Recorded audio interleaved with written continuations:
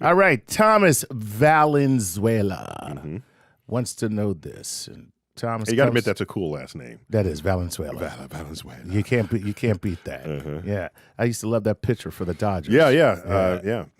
All right, so does the rotation of the galaxies give us north and south orientation in the universe based on something similar to the Coriolis effect? And if that is the case, could it be used as a reference to measure distances and our position versus the equator of the universe? No. Okay, next question. No, there's some interesting backstory here. Yes. So in physics, we have an unambiguous way of how to define what is north. Really? Yes. Okay, please. So north has meaning only in things that rotate. Okay. All right. If I put a book in front of you and say, what's north? That means nothing. It means nothing. Okay. Right. Rotate something. Now, take your right hand, curl your fingers in the direction the thing is rotating. Okay. Then stick up your thumb. Mm-hmm. That's north. Got you. Okay? Got you. And so that's how we can say if something is rotating upside down. Right. Relative to north, because you'd have to twist your hand upside down, curl it. Curl the fingers, and now it's rotating in that direction. Now your thumb is pointing down. It's pointing down. Okay. So that's how we define rotation. We did not know that the galaxy was a rotating thing until long after we had, named it. Right. You know, why is it called galaxy? Galactos is Greek for milk. That's the Milky Way going across the night sky. Because it just looked like a streak of white across the blackened night sky. They didn't think it was literally milk, but it was the poetic reference to it, right? And so that's the galaxy.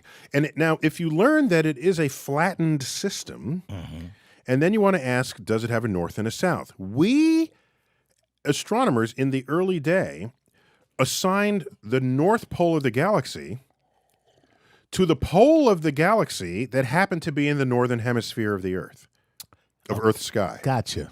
All right. Because we're seeing it from the north or top part of our reference. Of our reference. We would later learn which way the galaxy was rotating, and it turns out it's turning the other way. Gotcha. So we are stuck calling the north pole of the galaxy the opposite of what our laws that we made for ourselves to define it as such would give us. Gotcha. Yeah. So in other words, what we say is the south pole of the galaxy is in the north. What we say is the north pole of the galaxy is in the northern hemisphere sky, but it's actually the south pole of the galaxy. Yeah. So yes, we can orient the galaxy, but the universe, we've never found a way to orient it.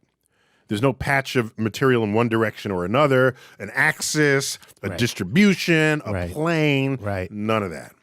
The stuff is pretty random as far out as you go. That's cool, man. Yeah, so we could do that here on Earth because we have all of those things to measure and look at. There's a north pole of the solar system. Which way are all the planets turning around the sun? Because we see the sun as a center. And which way is the sun rotating? So that sun has a north pole. Everybody's got a north pole. Gotcha. Yeah. That is cool. And that's because we didn't know it was rotating.